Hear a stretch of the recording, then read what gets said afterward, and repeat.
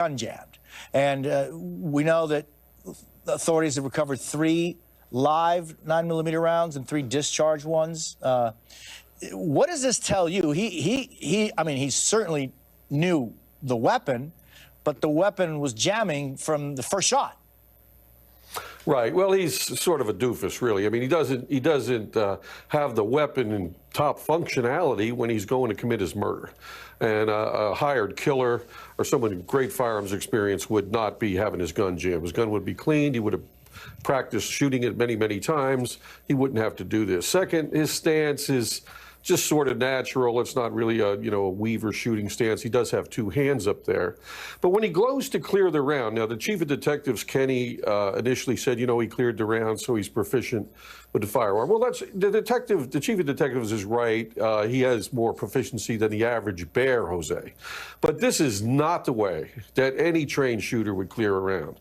The exercise to clear rounds are tap, rack, bang. And that's drilled into you when you're an agent or officer. Tap, rack, bang. He doesn't do that. He racks the gun to slide, and then he slaps the top of the gun, the top of the slide a couple of times. There's no trained shooter would do that. That's not a method. So, if you're on the range, it's a tap, rack, assess. But if you're in a shooting situation, committing a homicide, it's tap, and the tap is the bottom of the magazine. You ram the bottom of the magazine up because the gun didn't feed right. Then you rack the slide to eject the live round, and then you go back to the action. Tap, rack, bang. That's the drill, and that's beat into your head. So he didn't do that. He just racked it, and he started slapping the top of the gun. So I don't see this guy as a professional killer. And then when he has this engraved on the bullets, well, professional killers don't have a revenge motive. Their motive is cash, greed. You pay me, I take the guy out. They're not going to write an inscription on there. Now, anything could be a red herring, but I think very much this gives us an insight into his mindset. And also, just wanted to close here, Jose. Please, The pre-op, we're not talking about the pre-op, so we talk a lot about the post-op, his escape through the alley and the bike to Central Park. We talk about the killing, but it's the pre-op that could also yield his identity.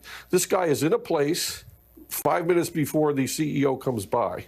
Likely he surveilled the CEO the day before because he came into town on Monday. On Tuesday, he surveilled him, and then he shoots him So he surveilled him some. He maybe knew he was staying in that hotel. And so he may be on the video cameras the day before without a mask.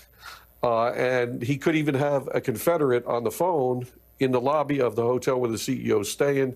Yeah, he's leaving now, while he's on the phone and getting ready. So I'm not saying it couldn't be a conspiracy either, but there could be some video the day before when the killer or killers are conducting surveillance. And I want to continue this thread of thought with you, Jim, but I want to bring in NBC Stephen Romo. Steve, good morning. Where does the investigation stand as of this hour? Yeah, Jose, the NYPD is saying yesterday, similar to what Jim is saying, they stopped short of saying that this was a professional hit. They did remark on that it seemed like this shooter did know the weapon, somewhat mentioned that he was able to recover after that gun jam, but did stop short of saying that he was a professional in all of this.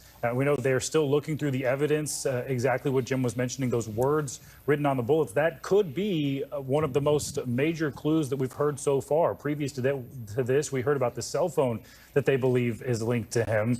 And now hearing about these words, that seems to show that there could be enough of a motive that they are able to find out who this person actually is. And speaking with law enforcement who are not directly involved in this case, talking about some things that sort of flag, as Jim was saying, that this may not be a professional hit, is the distance that he is from Thompson when this happens, that he's facing behind him. There's really no reason for him to be that far away whenever he actually carries out this shooting and the gun jamming, as Jim is talking about, things that you would not expect to see in a professional hit. And the surveillance video, the surveillance images that we've seen, particularly from that Starbucks, showing a fairly good view of the face that we see right there, not the lower half of the face, but if this were a professional job, the law enforcement I'm talking to saying that that is likely not something that would be done if this were someone who has done this before, Jose. Yeah, and Jim, back to the pre-op and these pictures from the cafes and everything like that. There is so much that the shooter left behind, which has DNA in all kinds of ways, right? I mean, if you're a professional, you don't go to a Starbucks where you know that there's cameras and then throw wrappers away, et cetera. So there's a lot there, Jim, that seems to be that this person wasn't very concerned about being invisible in so many ways. Right, and what he should have left behind that he didn't leave behind if he was a pro would be the gun. So the pro would leave the cold gun, the gun that's untraceable to him, a ghost gun or a gun with a serial number cut off. And like Romeo said, you go up, you'd shoot him close, a couple in the head, drop the gun and flee. You don't take the gun with you, because if you're caught 10 blocks away, now you're done for homicide. You've got the murder weapon.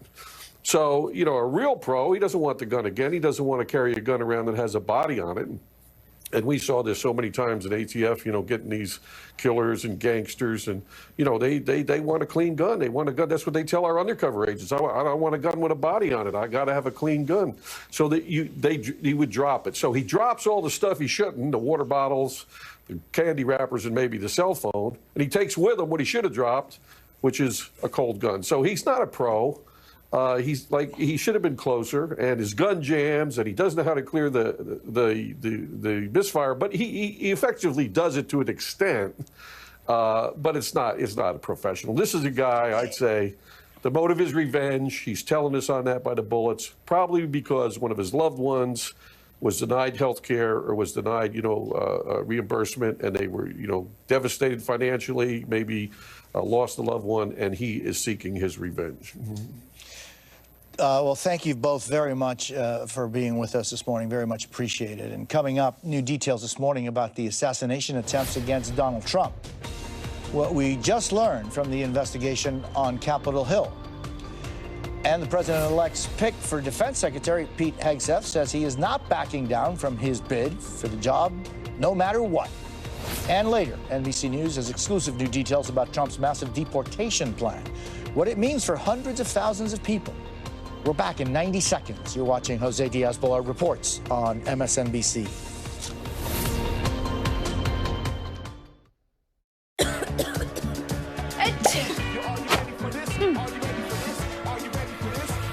New Alka-Seltzer Plus Cold or Flu Fizzy Chews. Chew, fizz. Feel better fast.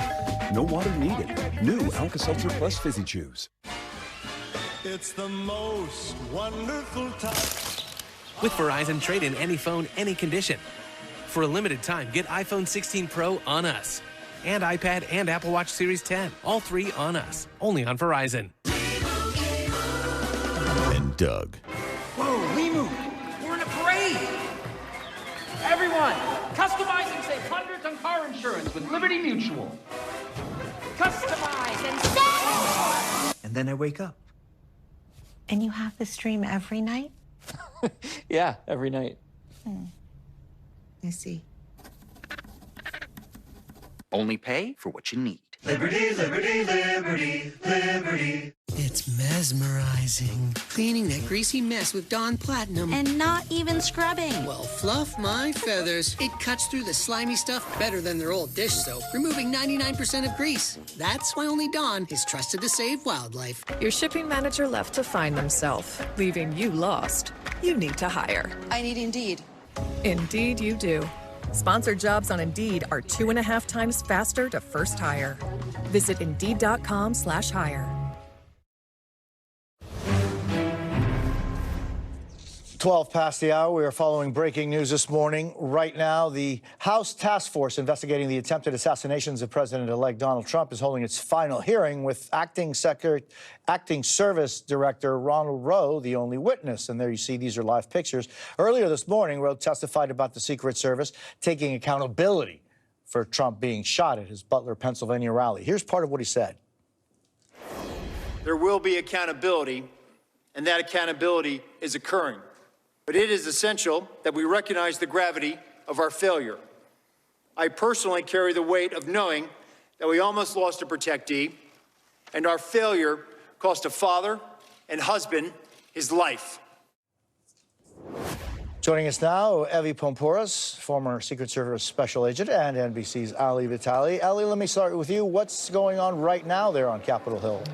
Well, Jose, this is a hearing that has gone on and off, vacillating between fiery and tense, but then also most of these members seeming to recognize that the sole witness before them is currently the head of the Secret Service, but was not the person at the helm of the organization at the time of these assassination attempts, specifically the one in Butler. Nevertheless, just in the last minute or two, we did see a very fiery and explosive moment where Congressman Pat Fallon and the acting Secret Service Director Ronald Rowe seemed to get into a shouting match. The gavel had to be pounded. Both men had to be quieted down. But it really did devolve into literally screaming between the man who was sitting at the witness table and one of the lawmakers on the dais. Beyond that, there is the same kind of recognition of abject failure, in the words of the head of the Secret Service, regarding what happened in Butler and regarding what happened or almost happened but was thwarted in West Palm Beach. Specifically with Butler, the Secret Service Director reiterating several of the key pieces that this committee and others who have done investigations into what went wrong have said in the past, including the idea that communications were in such disarray between members of the Secret Service as well as members of local law enforcement agencies, but that not securing that central building, the AGR building, was one of the key oversights here that, of course, if they could go back, they would certainly do it in a much different way. But those are some of the key things that they are looking at specifically in terms of what went wrong. But looking forward, there's also clearly a view from this task force that the Secret Service has what they seem to be saying is a culture issue, one of training and one of complacency. Certainly that's something that the committee is looking at and zeroing in on very closely as we head into roughly close to the second hour of this final hearing. And Ali, take us back to that shouting match between the two of them. What prompted it? Yeah. Well, look, this was a shouting match. It seemed to be between Pat Fallon and, again, the director, Ronald Rowe, over the idea of politicizing 9/11 and the acting Secret Service director, in Fallon's words, trying to try out or audition for the job that he currently has. Of course, Trump will be able to replace and appoint his own Secret Service director. That's not a role that he has officially announced yet, but that's one of the key pieces that Fallon seemed to be zeroing in on here, asking Rowe why he was at the 9/11 ceremony with Trump and others this year. Again, it was sort of a moment that was not necessarily the tone or even the substance of what we've heard throughout the rest of this hearing, but it is perhaps the most explosive one that we've seen so far. Yeah, and Evie, just your thoughts on what the director was talking about the culture, the issue of does it need to reform the culture within the Secret Service? I think it's obvious it does because there were so many failures. This was a systemic problem. You had communication failures. You had a lack of security, securing the AGR building, a very obvious thing to do. The ballistics, he even brought up ballistics, having a better ballistics program, meaning assets. So we all remember that moment where President Trump stood up and he's exposed. That's obviously, you know, at that point, you knew only of one shooter, there could have been more. In aviation, and a couple of things he actually talked about was creating an aviation unit, something they don't have and now they're going to create. Training was a big thing, and it's a valid point because if everybody's working all the time and you're not training,